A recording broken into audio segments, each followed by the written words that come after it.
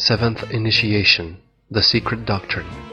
While in India, Madame Blavatsky became mysteriously ill, and the doctor expressed grave concerns that she would not live through the night. Some of her friends waited outside of her room and witnessed the sudden appearance of Master Moria.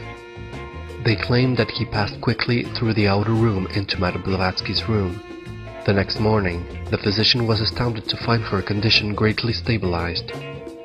Madame Blavatsky's self-healing under the guidance of the masters is an inspiring and well-documented example of the taming of the lower forces.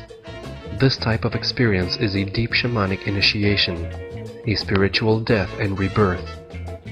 Such an experience is often encountered when first entering a path of heightened awareness, or when first answering a call to a higher mission. This type of initiation calls for a process of increasing discipline to sublimate the lower psychic forces. In this process, it is important not to identify with the undesirable forces, but rather to recognize them as a quality of energy brought out through heightened discipline. These energies must be released and transmuted in order to pass to the next highest planes. After her recovery, she told her intimate friends how her master had come and given her two choices. The first, to die and pass on into peace, and the second, to live on a little longer and complete the secret doctrine, so that a few faithful souls seeking the wisdom might be enabled both to get the wisdom and to understand the masters.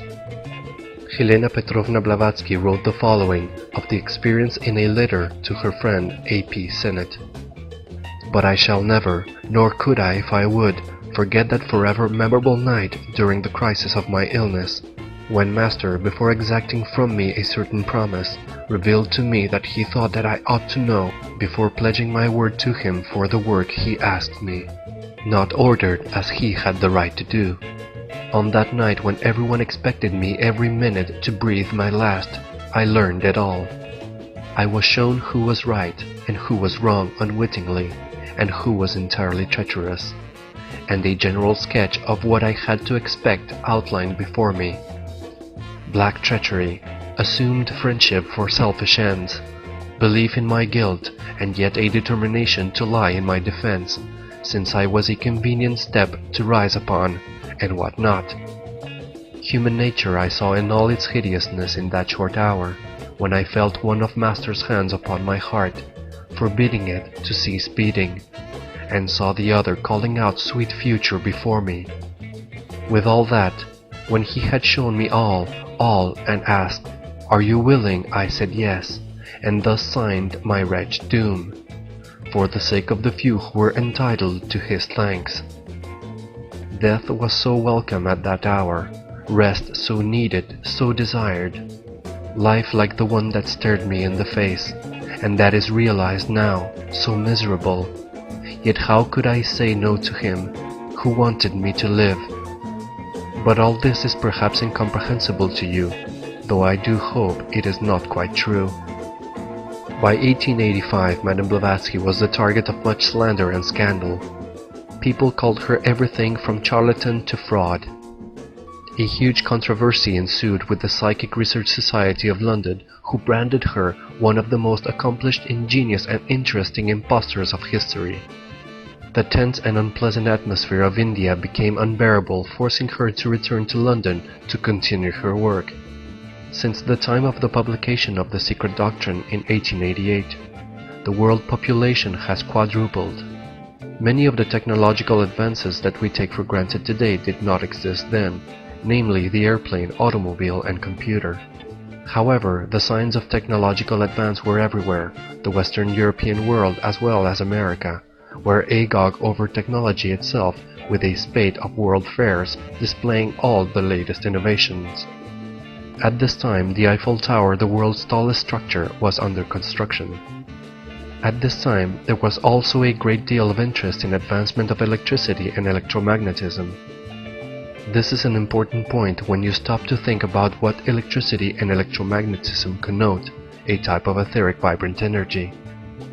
Thomas Edison and Nikola Tesla, both genius pioneers in channeling this cosmic force, were deeply involved in occult work as well. Edison was an official member of the Theosophical Society. The Secret Doctrine was a profoundly well-structured text. Madame Blavatsky synthesized her perspective, which is the perspective of the Orientalist, the combination of esoteric Buddhist and the Vedanta Hindu philosophy. This perspective, underlying a work of such grand cosmic, historical and scientific breadth, was perhaps the most striking and remarkable aspect of her works and character. There had never been anything like it in the history of human thought. It was truly global. The Secret Doctrine sheds light on the potentiality of the creation of a cosmic personality, according to divine and transcendental precepts that allow it to function in a multi-layered, multi-dimensional universe. The Secret Doctrine is a manifestation of Blavatsky's own complex and highly evolved personality. This synthesis of knowledge, displayed in both Isis Unveiled and the Secret Doctrine, is a fundamental statement of the urge to "you are," the post-historic spirituality. She was aware of virtually every mythological tradition that existed, and synthesized them in such a way to illustrate the fundamental point that they were all derived from a previous root race, like one tree with many branches. These different traditions also point to the fact that we are entering into the fold of another root race.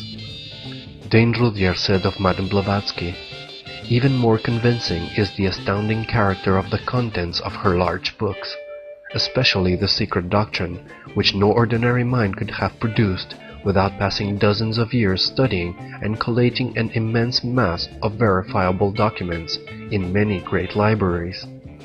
At the same time, it is evident that Blavatsky, the woman, spent her life away from university and national libraries. In May 1889, Madame Blavatsky made a prophetic statement in her magazine Lucifer, in which she relates the role of theosophy in the world. If theosophy prevailing in the struggle, its all-embracing philosophy strikes deep root into the minds and hearts of men, if its doctrine of reincarnation and karma, in other words, of hope and responsibility, find a home in the lives of the new generations, then indeed will dawn the day of joy and gladness for all who now suffer and are outcast. For real theosophy is altruism, and we cannot repeat it too often. It is brotherly love, mutual help, unswerving devotion to truth. If once men do but realize that in these alone can true happiness be found, and never in wealth, possessions, or any selfish gratification, then the dark clouds will roll away, and a new humanity will be born upon earth. Then the golden age will be there indeed. But if not, then the storm will burst, and our boasted Western civilization and enlightenment will sink in such a sea of horror that its parallel history has never yet recorded. The last 6 years of Madame Blavatsky's life were devoted to writing The Secret Doctrine, The Key to Theosophy, The Theosophical Glossary, The Voice of the Silence, and numerous articles. She died peacefully in London during an influenza epidemic on May 8, 1891.